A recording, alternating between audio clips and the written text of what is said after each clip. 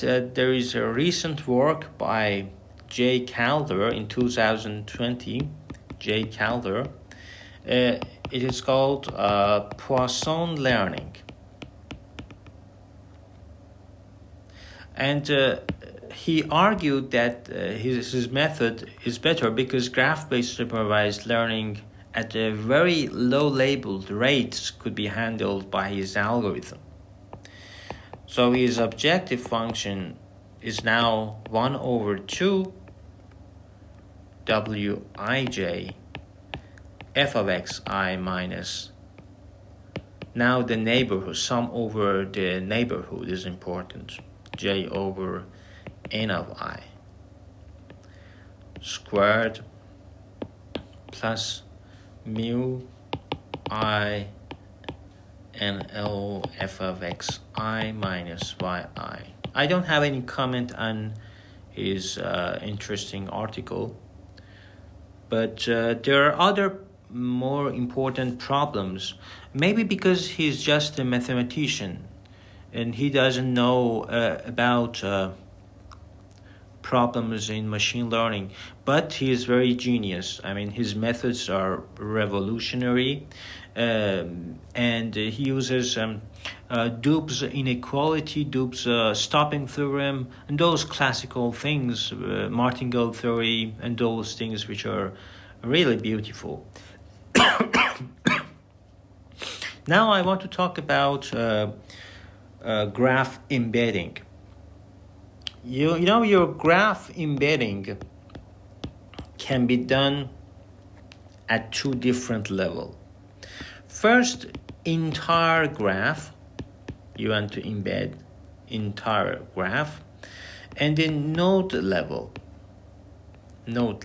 on the node. But most of the things that I want to talk about is about node level. We encode node as vectors with lower dimension. So now everything is like before, just we encode it. You know, if you know that encoder decoder, I mean the autoencoder method, the variational autoencoder method in machine learning, if you have read those papers, you know what I mean. And it has a very, very close intuition to those papers. Maybe he's inspired by those papers. So this is now xi and yi in the label data. And now f over f of what is encoded, which is fz of xi and yi,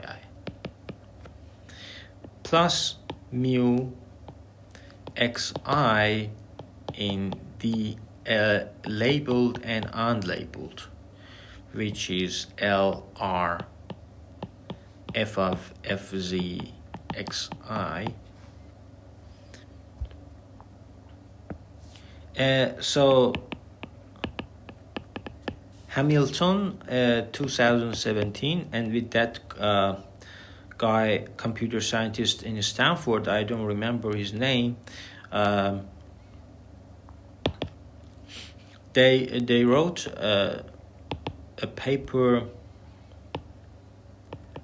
representation learning on graphs, which is basically says that everything is about encoder decoder.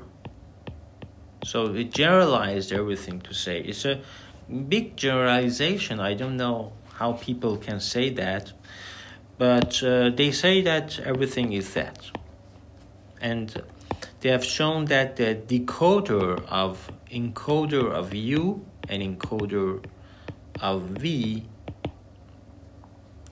we can also say it by variables ZU and ZV, is approximately similarity of U. So it's just a dimension reduction techniques, but based on the ideas of encoder decoder. And this is the similarity measure. And of course this decoder, you get two vectors and it gives you a number. And you want to minimize L, which is sum over loss of a decoder of encoder of U and encoder of V, and S of U of V. Now I want to talk about shallow graph embedding. This was the one. Was deep embedding. Something about it is related to graph neural networks and using deep learning idea. But you can just relax it a little bit and use some simple things. So the first classification that I want to say is all articles written in the context of factorization-based methods. Okay, so there are some articles based on factorization, such as locally linear embedding that I've talked in one of my lectures, which is embedding result of each node as just a linear combination of nodes in its neighborhood. So basically, you say that this is Wij, Yj. And I have described these methods in one of my lectures, so I don't talk about it again. And the solution, I just want to mention the solution is the eigenvectors of this sparse matrix I minus W. You take the first D plus 1 because you want to do dimension reduction, reduce to D dimension. You take the first D plus 1 eigenvectors after sorting them. And this is one idea. The other idea is that, again, I've talked about it, which is Laplacian eigenmap. You can watch my video. Unlike local linear embedding objective is now in pairwise manner. So now phi of y is in pairwise. I and j, yi minus yj squared wij, which is trace of y transpose ly, and L is Laplacian. Of course, in order to make it non-trivial, because now this trivial solution is so bad, so we put constraint subject to y transpose dy is equal to I in order to remove the trivial solution. And it turns out now the solution is that we want to choose eigenvectors of the normalized Laplacian whose corresponding eigenvalues are among the D smallest ones. And there is another. There is a third approach, which is called graph factorization. In 2013, by A. Ahmed, distributed large-scale natural graph factorization, and it employs the adjacency matrix. So phi of y and mu is equal to 1 over 2 wij minus yj squared plus mu over 2 I yi squared, and this is the regularization parameters. Of course, there are other methods as well in the literature about factorization, such as this one, Hope such as, so all of these are different algorithms, different methods by different people. This one is non-negative matrix factorization. And finally, I want to talk about random walk methods. So random walk methods, the goal is to gain approximate results about certain properties of the given graph, such as node centrality, similarity, and those things. So it is great if scale of graph is too large, such as Facebook, Netflix data, YouTube data, to handle efficiently. So you define your similarity function, PG, V, and U, similarity function, which is the probability of visiting V on a fixed length random walk starting from U. And of course, there are methods such as deep walk. We can read these papers. Deep walk, which preserve high order proximity of each node pair. Again, with the language of decoder, you can write these ZU transpose ZV and sum of ZU ZK transpose. And your loss is similarity of U and V log of decoding ZU and ZV. There is another method, planetoid, written by Young 2016, revisiting semi-supervised learning with graph embedding. Now the loss is expectation of Vn drawn from Pn of V log of minus sigma ZU transpose ZVN, and the time complexity for all of them is order of number of vertices time d.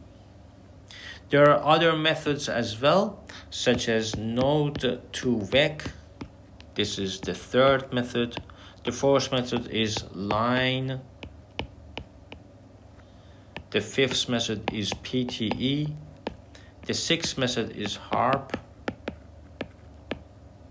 There are lots of methods for if you want to use random walk methods.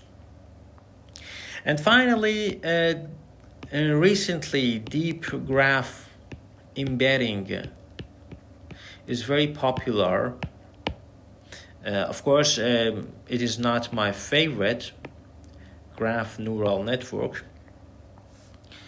And it's like, so you use both features, you take advantages of both features and graph properties.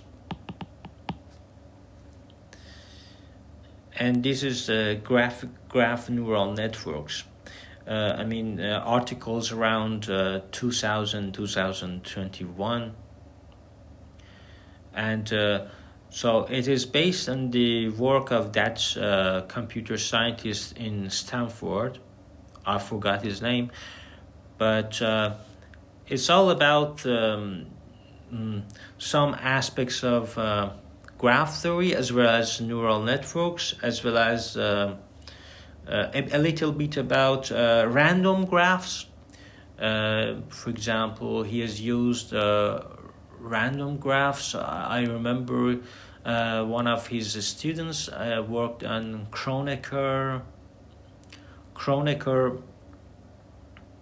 graphs, and the way they generate these spectrum of graphs. So the idea of graph limits or graphones is also interesting, and you can define some functions. They call it. Some people say it is a kernel. If instead of 0 and 1, you work on R, it becomes the same. So use, let's say, using this, this is the theory of graphones, which is another name for graph limit. So it's a quite new theory.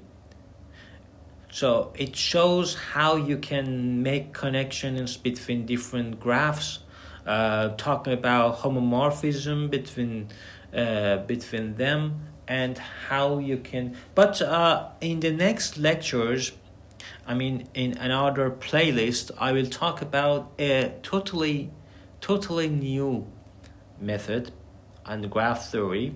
Of course, it takes advantages of graph limits as well, but it relates graph theory to probability theory, which is quite new, and it is done by Hungarian mathematicians. And it is quite new. You know, one of them is a Hungarian mathematician, got Nobel Prize in 2010. I will talk about his theory, and that's it.